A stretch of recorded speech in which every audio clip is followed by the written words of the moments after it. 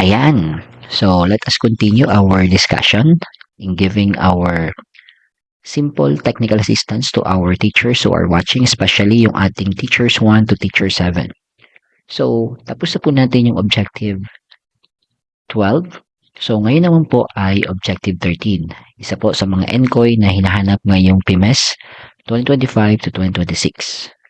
So, dito po sa ating next NCOY, yung ating PPST 7.1.2 for teachers 1 to teacher 7, beginning and proficient teachers, ang objective po dito ay applied a personal philosophy of teaching that is learner-centered.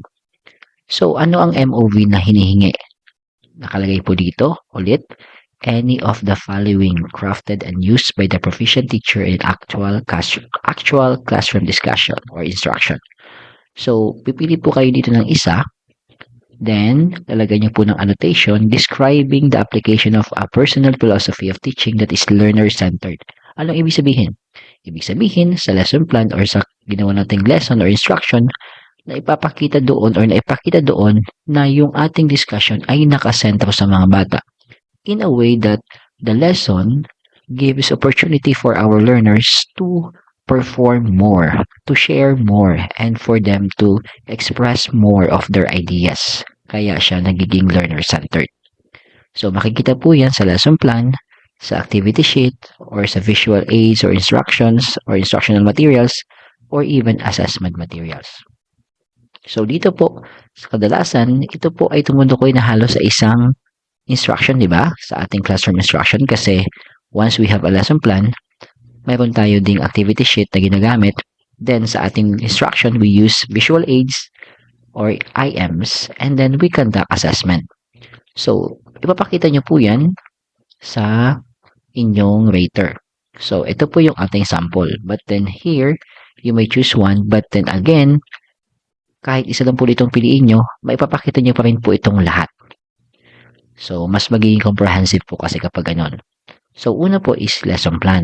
So, pili po kayo o hanapin nyo po ang inyong ginamit na lesson plan for this school year 2025 to 2026 na kung saan may annotation kayo doon that the discussion or the lesson part focuses to learners development. So, yan. For example, dito, puzzle. So, sa puzzle, of course, we provide opportunities for our learners to make them do the unlocking of the picture on their own. So, learner-centered na po yan. Pwede na po yung annotation. Okay? Then, another one is when there is game given wherein mas ang mga bata yung gumagawa. Then, another riddle or games. Then, especially yung mga group activities. So, yan po, may papakita dyan sa mga lesson plan. So, kitang-kita naman po dyan yung mga annotation. But after that, you can provide another annotation, description ng inyong lesson plan. Bakit nyo nasabi that in that lesson plan, you applied a personal philosophy of teaching that is learner-centered. So, tayo dito, highlight na natin yung kailangan mo basa ng mga assessors or ng ating mga rater. Kasi once na tayo ay nakapakita ng MOV, actually po, isa sa mga technique na ginagawa natin is in-highlight na natin yung talagang dapat na makita nila na align sa objective na hinahanap. So, applied a personal philosophy of teaching that is learner-centered. So, ito po yun. Yan. Pakibasa lang po yung mga naka-highlight. Then, ito po. Pwede nyo po itong i-post na video. So, yan po ay napakasimpleng description, annotation na sigurado akong saktong-sakto sa hinihingi. So, I hope nakakasunod po kayo. Then, after that lesson plan, ito po, may sample pa tayo na dinagdag. Ang ating visual aids or mga instruction materials na ginamit. So, pwede nyo po i-attach wherein makita-kita po dito na differentiated siya.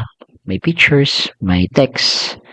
Then, ito po yung ating differentiated activities by group with their titles. So, group 1 for example, mind mappers, group 2, the flow finders, group 3, 4. Yan. So, differentiated po yan.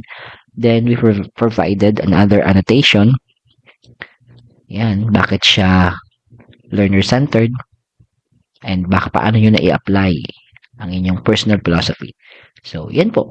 So, with this, for sure, you will get an outstanding point. So, pag nakuha niyo po yan, i-provide niyo po yan, yung MOV na yan, and mostly yung lahat ng MOVs na to, kasi halos nandun naman sa isang lesson plan, for sure you will get 5 points. And yan po yung basihan para maging outstanding kayo, makakuha kayo ng perfect score dito sa ating PPST 7.1.2 or sa ating Objective 13. So, ayan po. Sana po ay nakatulong tayo. Kung may kulang man po tayo na naibahagi, always open tayo for your additional inputs. Just comment po sa ating comment section. Thank you po and good luck sa paggawa ng inyong PMS ngayong school year.